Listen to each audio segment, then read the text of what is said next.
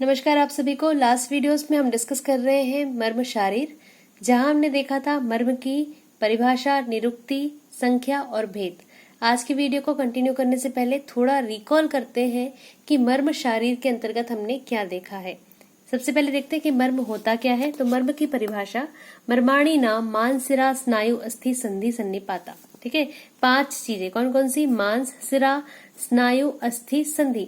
इन 5 चीजों का क्या होता है? सन्निपात होता है जहां पर। ठीक है, मतलब जहां ये 5 चीजें मिलती हैं, तेसु स्वभावत एवं विशेषेण प्राणस्तिष्ठन्ति, उन जगहों पर विशेष रूप से या फिर स्वाभाविक रूप से क्या होता है? प्राण की उपस्थिति होती है। उसको क्या कहते हैं? मर्म कहते हैं। कितने मर्म होते हैं टोटल? 107 मर्म होते हैं। निरुक्ति क्या थी? मारयन्ति इति मर्माणि। ठीक है, तो 107 जो मर्म होते हैं ये आपको याद रखना है। 107 मर्म जो होते हैं इन्हीं 107 को डिवाइड किया गया है अलग अलग बेसिस पे।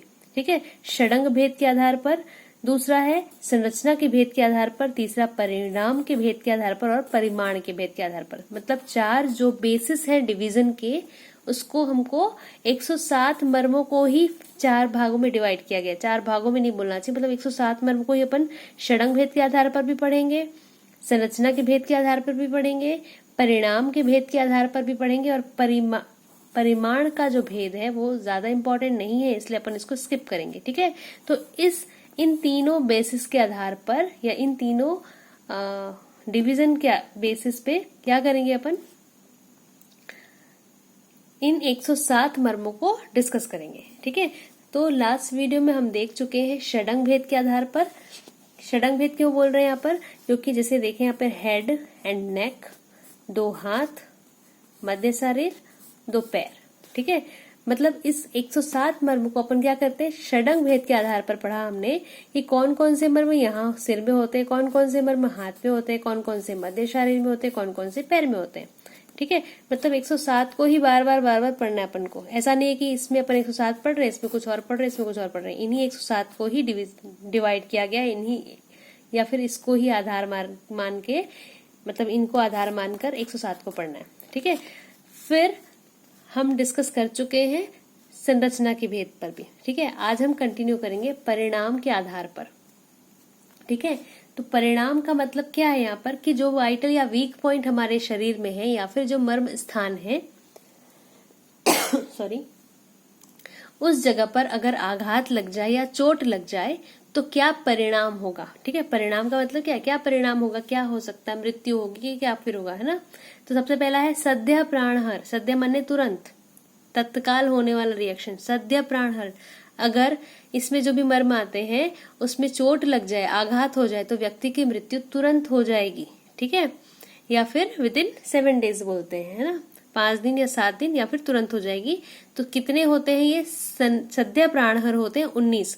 सनी, सद्य का स, 19 का नी, सन्नी। ठीक है, ऐसे याद किया था।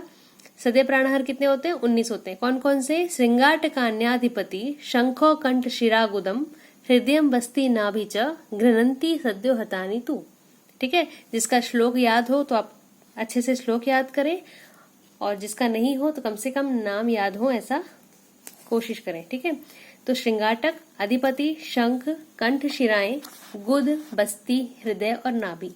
ठीक है, ये 8 होते हैं, लेकिन अगर संख्या में देखें तो ये टोटल कितने होते हैं? 19 होते हैं। ठीक है, इसमें से भी गुद, बस्ती और हृदय, ये 3 क्या कहलाते हैं? त्रिमर्म कहलाते हैं। क्यों कहलाते हैं? अगर आपको रीजन पता हो तो प्लीज कमेंट बॉक्स में बताएं।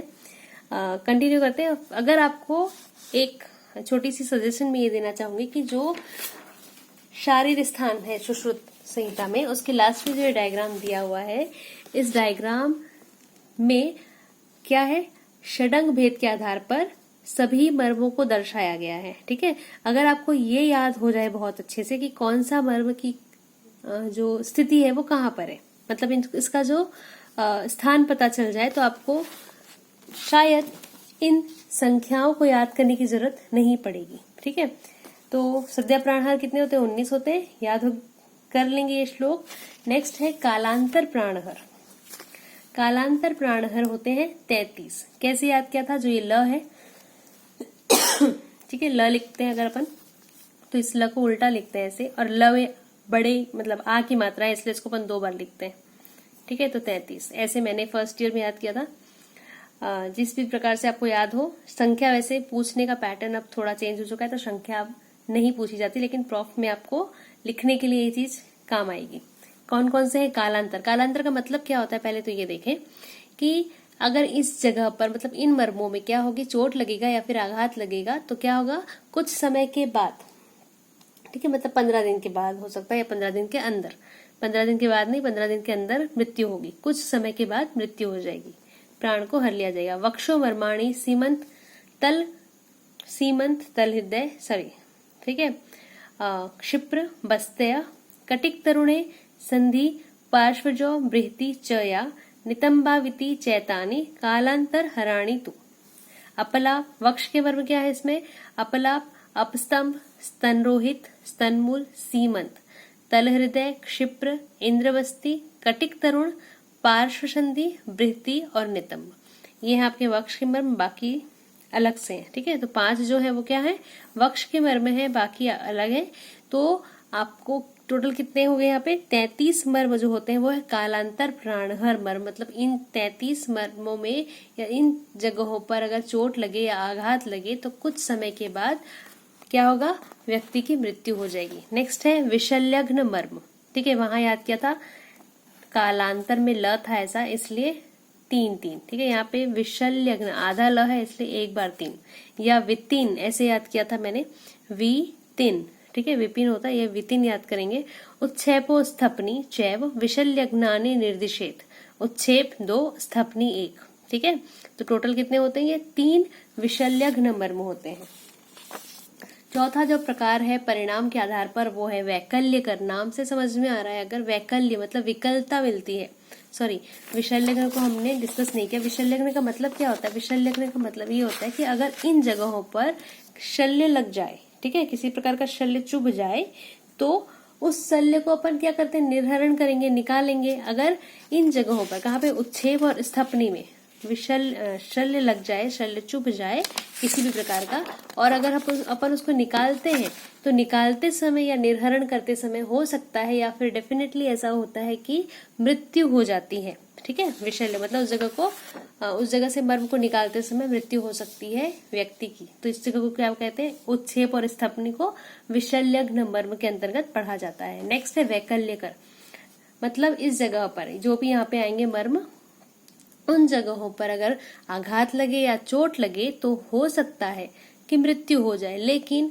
शल्य चिकित्सक अगर बुद्धिमान है या फिर उसको अच्छा है वो डॉक्टर, ठीक है, शल्य चिकित्सक अपन जिसके बारे में अपन पढ़ चुके हैं पहले कि उसमें कौन कौन से गुण होने चाहिए। ठीक है, तो शल्य चिकित्सक अगर अच्छा है तो उसको मृत्यु से तो बचा सकता है, लेकिन विकलता से नहीं बचा सकता, ऐसा लिखा था श्लोक में। ठीक है, मतलब जब हम मर्म का इंट्रोडक्शन पढ़ रहे थे।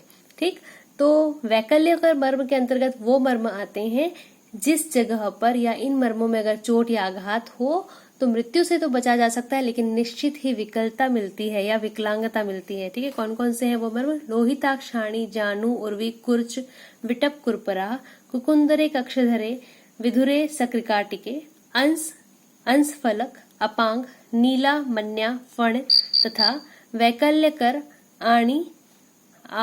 आणि आवर्त 2 तथैव च। लोहिताक्ष, आणी, उर्वी, जानू, कुर्च, विटप, कुरपर, कुकुंदर, कक्षधर, विधुर, रिकाटिका, अंश फलक, अपांग, नीला, मन्या, फण और आवर्त। ठीक है, अगर नाम याद हो तो बहुत अच्छी बात है, श्लोक याद हो तो और अच्छी बात है, नहीं तो कम से कम आप इन मर्मों के नाम अच्छे से याद रखेंगे। ठीक है, नेक्स्ट और लास्ट जो परिणाम के आधार पर मर्म का प्रकार है वो है रुजाकर मर्म। रुजाकर मर्म मतलब इस जगह पर या इन मर्मों में अगर चोट लगे या आघात लगे तो कंटिन्यूअसली क्या होता है, दर्द होते रहती है। रुजाकर, ठीक है, दर्द उत्पन्न करने वाले स्थान है ये मर्म है। गुल्फो दो मणिबंधो दो द्वैदय कुर्च शिरांश्च रुजाकराणी जानी यादष्टा वेतानी बुद्धिमान। गुल्फ, मणिबंध, कुर्चशीर, इन 3 मर्मों को, ठीक है, गुल्फ 2, मणिबंध 2 और कुर्चशीर, इन 3 जगहों पर अगर चोट लगे या फिर इन 3 मर्मों में आघात हो, चोट हो, तो कंटिन्यूअसली क्या होता है, इन मर्मों में क्या होता है, दर्द या रुजा उत्पन्न होती है, सॉरी, ठीक है। तो बुद्धिमान ऐसा बताते हैं कि इन तीनों जगहों पर, तीनों मर्म में अगर आघात हो तो क्या होता है, कंटिन्यूअसली पेन होता है, या फिर रुझा होती है, या फिर वेदना होती है। नेक्स्ट वीडियो में हम डिस्कस करेंगे कि जो मर्म है, ठीक है, कि शत्य, कालांतर, विषल्यग्न, वैकल्य और रुजाकर, इन सभी में पंच भौतिकत्व मतलब कौन कौन से जो पांच हमारे क्या होते हैं, पंचभूत होते हैं ना, उनकी प्रधानता किस में, मतलब कौन से मर्म में कौन से पंचभूत की प्रधानता होती है, या फिर कौन से पंचभूत जो है वो उपस्थित होते हैं। ठीक है, thanks for watching this video.